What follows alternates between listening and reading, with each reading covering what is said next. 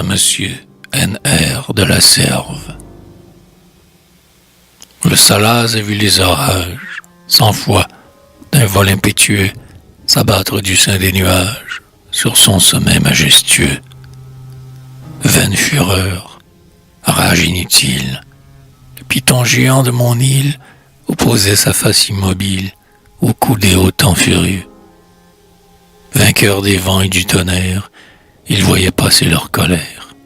Ses pieds forts toujours dans la terre, sa tête toujours dans les cieux.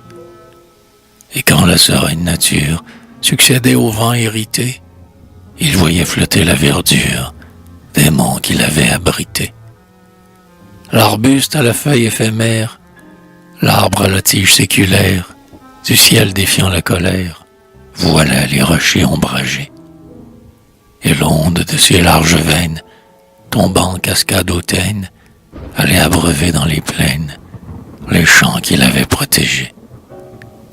Pour ce sommet sans chevelure, pour ce front haut et sans cimier, pas de panache de verdure, jamais de gracieux palmiers. Mais qu'importe, ô python sublime, tes pieds dépassent toute cime, de l'éther franchissant l'abîme, ton ombre au loin couvre les mers.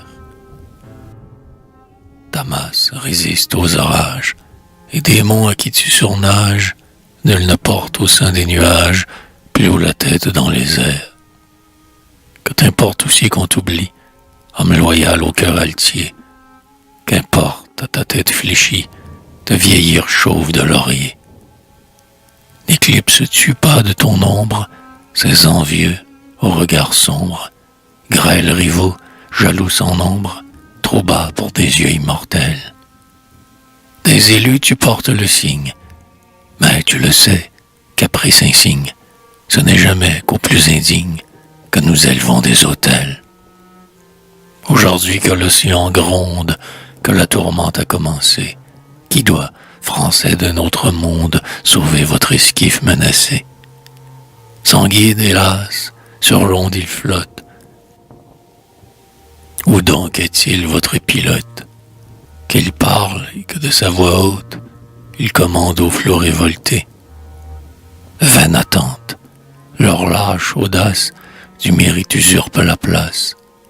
Mais quand le péril est en face, à quoi servent ces nullités?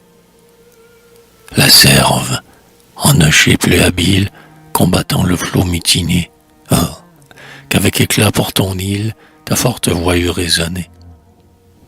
Libre organe d'une âme ardente, ta bouche austère, indépendante, cratère à la lave éloquente, pour nous eût enflammé les cœurs. Mais le mérite, on le rejette, dans l'ombre inutile il végète, et c'est à sa tombe muette qu'on rend les éternels honneurs.